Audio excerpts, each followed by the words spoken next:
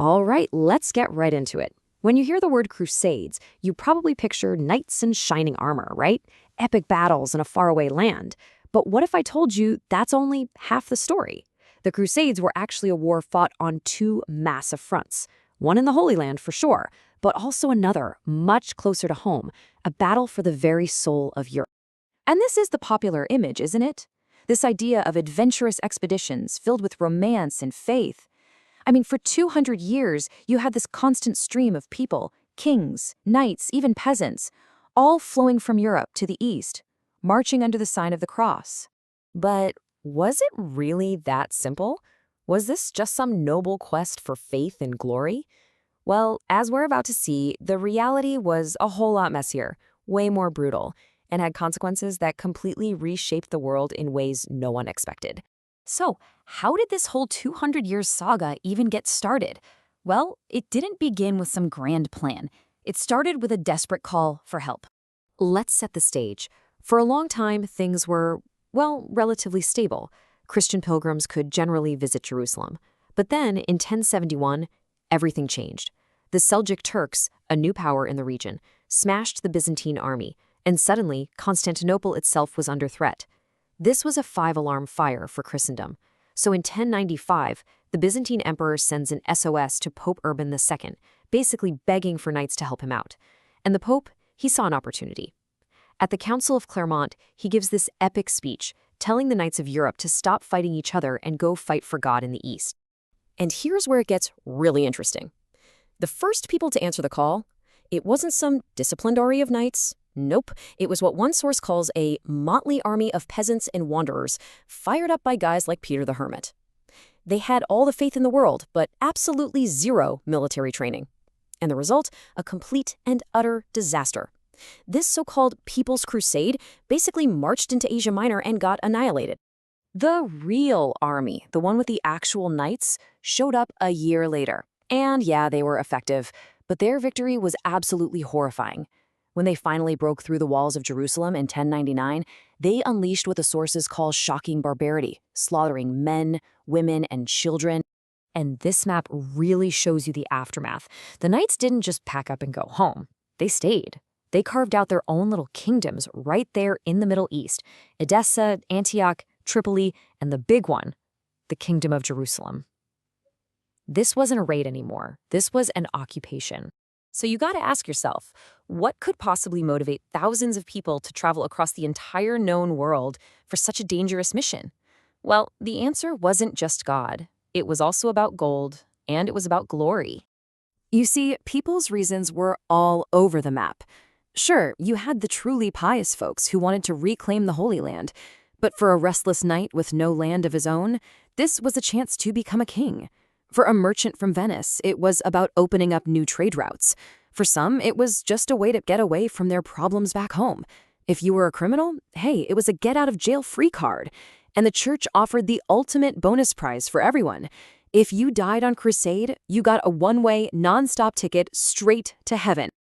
And this is the image that sticks with us, isn't it? The noble knight, this symbol of chivalry and faith, immortalized in stone. It's a powerful myth, and it's one we've held on to for centuries. But now, listen to this. This quote comes from Saint Bernard, the guy who was the main cheerleader for the Second Crusade. Even he said the crusading armies were mostly made up of wicked, impious men. He called their departure a double gain, because not only were they going to fight for Christ, but Europe was thrilled to be rid of them. Think about that. The Crusades weren't just about sending Europe's best, they were also about exporting its problems. But for all the brutal fighting and, let's say, mixed motives, these wars had these massive unintended consequences that ended up forging a whole new Europe. And the changes were huge. Italian cities like Venice and Genoa basically hit the jackpot, getting insanely rich from trade. All of a sudden, exotic Eastern goods, silks, spices, ivory were flooding into Europe, changing how people lived. On the battlefield, Europeans learned all about advanced siege warfare and started building bigger, badder stone castles. And maybe the biggest change of all? Ideas. Contact with the Arab world brought back knowledge that had been lost for centuries, stuff like Arabic numerals and, algebra. Okay, so that's the war abroad. But remember that second front I mentioned? While the church was fighting enemies overseas, it was also facing a massive crisis of faith right in its own backyard. And the enemy here was something called heresy. Now, it's kind of hard for us to get our heads around this today, but back then, this was the worst crime you could possibly commit. Questioning the church wasn't just a difference of opinion, it was seen as treason against God himself, a rebellion against the very fabric of society. And two major groups really stood out. First, you had the Waldensians. They basically just wanted to live a simple life of poverty and preach the gospel, but they rejected the authority of the super wealthy clergy. Then you had the Albigensians, and they were a whole different level of threat. They didn't just want to reform the church, they believed the church was evil, that it worshipped the wrong God. This wasn't just criticism, this was a complete rejection of the entire Christian worldview. And the church's response was terrifying. In 1208, the Pope called a crusade, not against Muslims in Jerusalem, but against Christians in southern France. The war that followed, the Albigensian Crusade, was unbelievably brutal. It wasn't about converting people, it was about wiping them out through wholesale slaughter. So this internal crisis really pushed the church down two very different roads.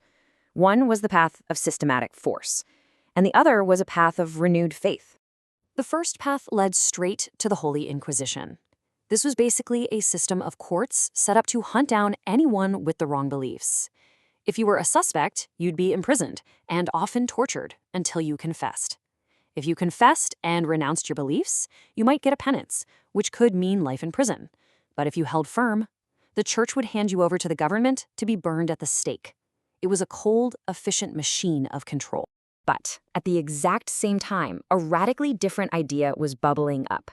A response that wasn't based on fear and power, but on humility and inspiration. And the leader of this movement was a guy who would become Saint Francis of Assisi. He was the son of a super-rich merchant who literally gave away everything he owned to live a life of poverty. He and his followers went around barefoot, preaching a simple message of love that really connected with ordinary people who felt the rich, powerful church had left them behind. This sparked these new religious orders, the mendicant friars or begging brothers. You had the Franciscans, who followed St. Francis's example of humility and missionary work. And then you had the Dominicans. They were founded to fight heresy, but with intellectual arguments and preaching. They were meant to be the church's brain power. And now for the dark, ironic twist. It was often the Dominicans, the preachers and thinkers, who were put in charge of running the brutal machinery of the Inquisition. So when you put it all together, you see the Crusades weren't just one war, they were two. A bloody external war to expand the borders of Christendom, and a brutal internal war to police the beliefs inside those borders. And it leaves us with this huge, timeless question. When a powerful institution feels threatened from within, which path does it choose? Does it try to control its people through force, or does it try to win them back through virtue?